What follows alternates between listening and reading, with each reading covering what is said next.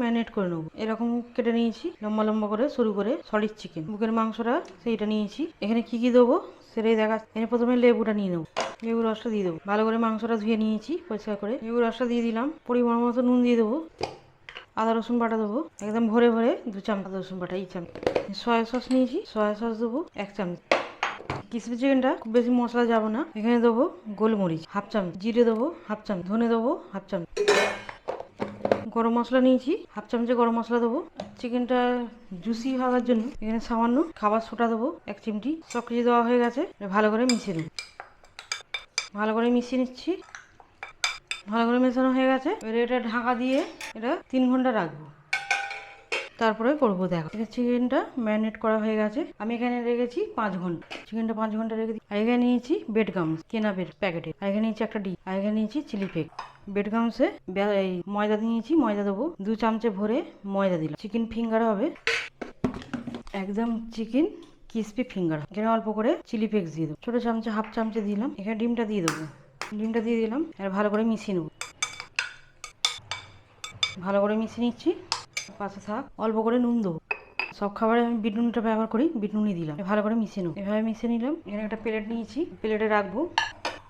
একটা করে চিকেন নেবো, এইভাবে বেড গামস হাত দিয়ে চেপে চেপে দেবো। যেরকম ফিঙ্গার হয়, যেরকম মাছের ফিঙ্গার আমরা খেয়ে থাকি, সেরকম মতোই হবে। এটা চিকেন। একটু হাত দিয়ে এরকম লম্বা সাইজটা এরকম ভাবে ঠিক করে নেবো, এটা দিয়ে নেবো। এইভাবে ফিঙ্গার খেতে দারুণ রেডি। খুবই সহজ, এরকম সবাই পারবে। আবার একটা করে দেখাচ্ছি, একটু এভাবে একটু চেপে দিতে হবে, শেপটা যেন চলে আসে। একটু হাত দিয়ে শেপ দিয়ে নেবো।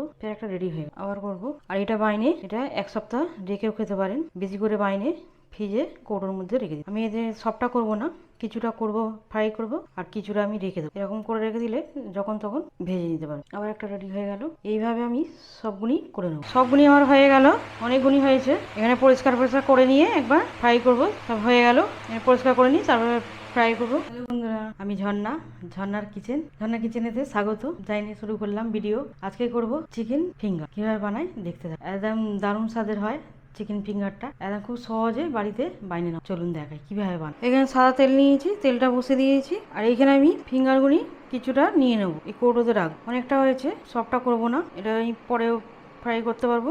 এটা 1 সপ্তাহ রাখা যাবে। আপনারা বাইনে এইভাবে রেখে দিতেও পারে। যেটা এইভাবে নিয়ে নেবো, আর এইগুলি করে নেবো। আর এখানে একটা পুদিনার আর ধনে পাতার চাটনি নিয়েছি, এটা দিয়ে নেবো। আর এই চাটনি দিয়ে খেতে ভালো লাগে। চাটনিটা দিয়ে দিলাম। তেলটা গরম হয়ে গেছে, এবারে একটা একটা করে দিয়ে দেবো। তেলটা ভালোভাবে গরম করে নিয়েছি। এবারে আমি এখানে এটাকে কমিয়ে দিই, একদম 500-তে করে দেবো। দেওয়ার সঙ্গে সঙ্গে পুড়ে যাবে, চিকেনটা সিদ্ধ হবে। এবার একটা একটা করে দিয়ে দেবো। সবগুলি হয়ে যাবে এতে। সবগুলি দিয়ে দিলাম। একটু কম আঁচেতে প্রথমে করে নেবো, তারপরে আঁচটাকে বাড়িয়ে দেবো। একবার করে উল্টে দেবো।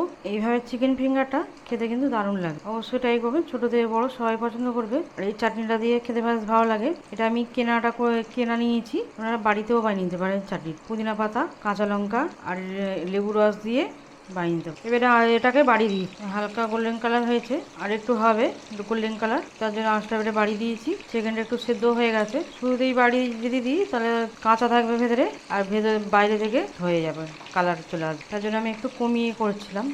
এবারে এখন এটাকে বাড়িয়ে দিলাম। উল্টে বাড়লে গোল্ডেন কালার করে ভেজে নেবো। এইভাবে এবারে ভেজে নিয়েছি। এরকমভাবে ভাজতে হবে, একদম গোল্ডেন কালার করে ভেজে নিলাম। কত সুন্দর হয়েছে, একদম ক্রিসপি ফিঙ্গার হয়েছে। আমার আর একটা ইউটিউব চ্যানেল আছে, রোবো কিচেন। অবশ্যই আপনারা দেখবেন, ওখানে লাইক শেয়ার অবশ্যই করবেন, সাবস্ক্রাইব করবেন।